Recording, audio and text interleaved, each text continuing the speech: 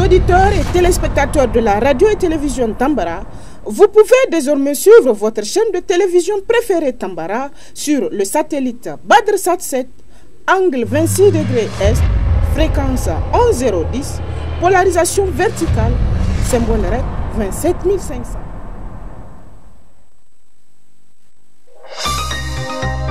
Suivez le journal avec STM Transport Voyageurs, une nouvelle façon de voyager.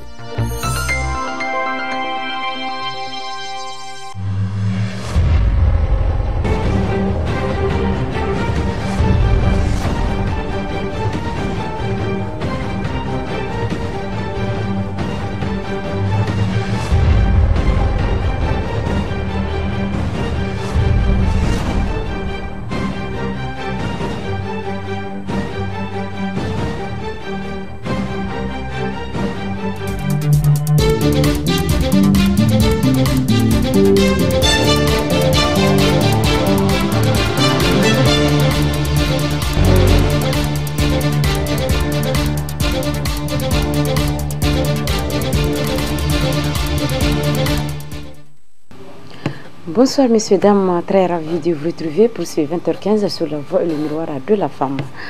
Les syndicats autonomes des agents du Trésor a organisé une assemblée générale, sa première du genre, le 10 juillet 2025 à la direction générale du Trésor public. Nous vous invitons à suivre le nouveau secrétaire général du Trésor, Anas Moussa. Cette assemblée générale, objet de notre rencontre aujourd'hui, se veut un cadre de rentrée solennelle de l'ensemble de nos activités syndicales, d'une part, et des témoignages de notre sincère reconnaissance à tous les agents du Trésor qui se sont mobilisés malgré toutes les péripéties qui ont émaillé le processus de création du nouveau syndicat. Notre pays, le Niger, en quête de souveraineté économique et financière, telle que définie par les autorités du Conseil national pour la sauvegarde de la partie, s'est inscrite dans une logique de gestion efficace et efficiente des ressources financières mobilisées. C'est dans ce contexte que le syndicat autonome des agents du Trésor a été créé. Il a pour objectif, entre autres, de défendre les intérêts matériaux, moraux et professionnels des agents du Trésor, de promouvoir l'image de marque de la DGTCP.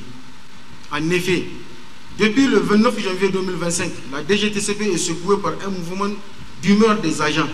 En effet, cette date inoubliable pour les agents du Trésor a été marquée par une offense à leur intelligence suite au lancement des activités d'une infirmerie en lieu et place de la mutuelle de santé des agents du Trésor MUSAT.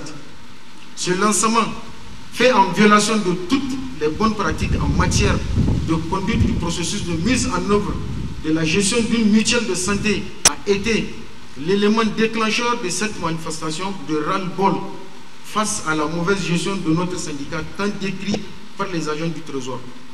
C'est ainsi qu'au lendemain de la présentation de cette supercherie, les agents du Trésor, conscients de l'importance et de l'intérêt d'une mutuelle de santé, avaient exprimé le vœu d'être élucidés sur la gestion des ressources mises à leur disposition. Mais mal leur en a pris et en lieu et place des réponses attendues par rapport aux différentes préoccupations, un silence de cimetière leur a été opposé. Durant toute une semaine d'interpellation, de conseils et d'appels au bon sens pour une communication en ce sens, malheureusement, nous avions été traités de vrais bougnofiers dans notre propre administration, le Trésor, reconnu comme étant la pépinière des comptables publics dans tout le Niger, c'est-à-dire les vrais gardiens de deniers et valeurs. Face à ce mépris, à l'égard de la grande base du Trésor, des voix se sont élevées pour décrier une véritable arnaque sans présent. C'est ainsi qu'un groupe de camarades a décidé de porter plus haut les revendications légitimes des agents en exigeant la transparence dans la gestion de nos ressources, notamment le fonds social, le fonds de la mutuelle et en même dans une certaine mesure le fonds alloué au fonctionnement du syndicat, sans parler des différentes subventions de l'État. Les déguerpillés légalement installés au niveau de la ceinture verte de Niamey se sont réunis autour de AGIPA pour rendre publique une déclaration relative à leur situation auprès du gouverneur de la région de Niamey. Suivez plutôt. Nous, Association Jeunesse Patriotisme, AGEPA, préoccupés en ce jour, mardi 8 juillet 2025, par la situation née de la décision unilatérale de déguerpissement des habitants légalement installés dans la ceinture verte par le gouverneur de Niamey, faisons la déclaration dont la teneur suit. Le 3 juillet 2025, le gouverneur de Niamey a, à travers une déclaration laconique, totalement aux antipodes des idéaux de la refondation populaire, terme en vogue pour libérer le peuple nigérien du joug de la domination et de l'injustice sociale, sommé les habitants de la ceinture verte à évacuer la zone dans un délai de 15 jours sous prétexte d'expropriation. Plus grave, une fois son utilisateur expiré, il procédera à la démolition systématique de toutes les infrastructures abrites sur le lieu. Cette mesure, certes légitime pour un État, surtout dans le contexte actuel que nous sommes, mais requiert au préalable qu'on se prémunisse d'un minimum de précaution et de magnanimité assurant la dignité humaine et le droit de l'habitation tel que défendu par les instruments juridiques nationaux et internationaux. Le bon sens et la hauteur de la responsabilité commande au gouverneur à agir honorablement et à ne pas occulter l'inévitable indemnisation des titres de propriété légaux, surtout qu'il a fait allusion lui-même à l'expropriation et non à une confiscation arbitraire. Il nous plaît de rappeler, en tant qu'association de défense des droits de l'homme, que tout le jalonnement de l'opération d'expropriation est couronné au préalable par une amertume juridique et institutionnelle pour éviter l'abus de droit aux conséquences incommensurables.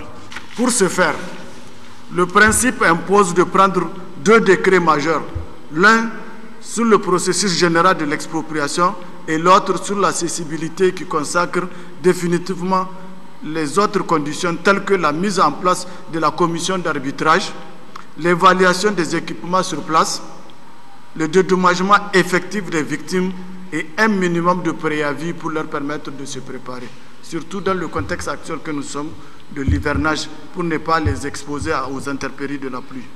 À lieu et place de ce corpus juridique, le gouvernement envisage de passer outre pour mettre en exécution son plan de démolition à haut risque.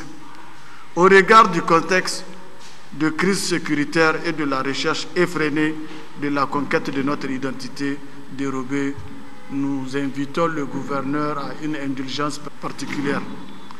Pour les hautes autorités, nous demandons à faire montre de sagesse et mettre en veilleuse cet épisode qui ne profite seulement qu'aux forces de mal qui veillent au gain. Autre aspect dans ce journal nous amène à Zander où le démantèlement dans la région par la police judiciaire d'un réseau de malfrats impliqués dans le trafic de faux billets et l'association de malfaiteurs. Ces individus ont eu à escroquer pas mal de citoyens nigériens et nigériens. Abdelkader Ibrahima pour ce compte rendu. Démantèlement par le service interrégional de la police judiciaire de Zander d'une bande de malfaiteurs spécialisés dans l'escroquerie, la détention de faux billets et l'association de malfaiteurs.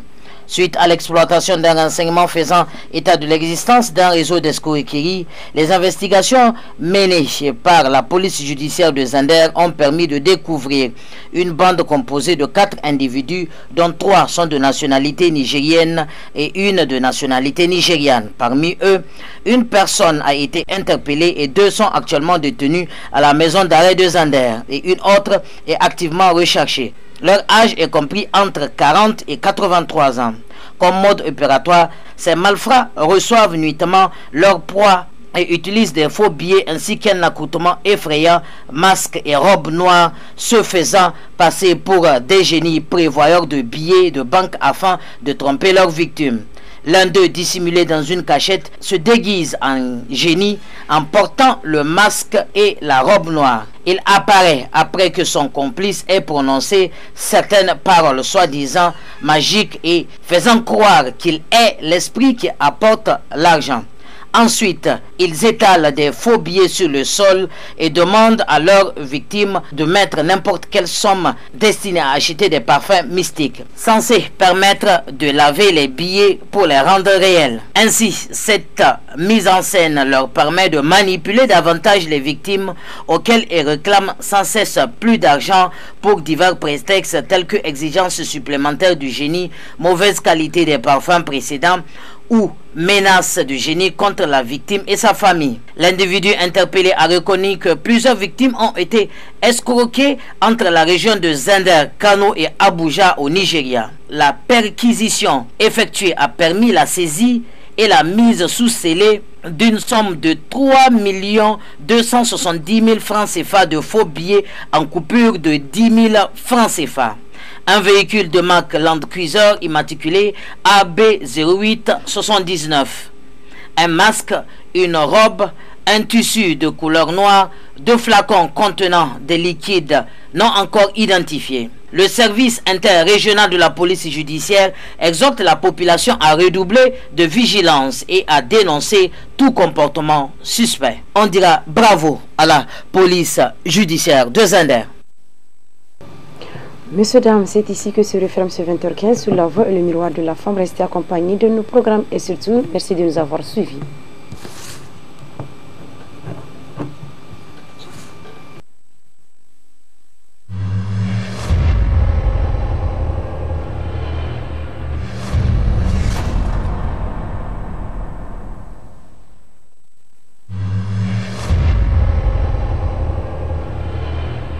Chers auditeurs et téléspectateurs de la radio et télévision Tambara, vous pouvez désormais suivre votre chaîne de télévision préférée Tambara sur le satellite BadrSat 7, angle 26 degrés Est, fréquence 11010, polarisation verticale, symbole REC 27500.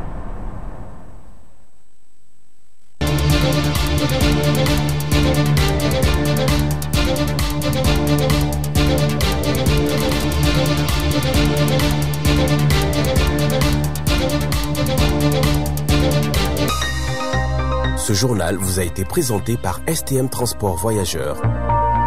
Une nouvelle façon de voyager.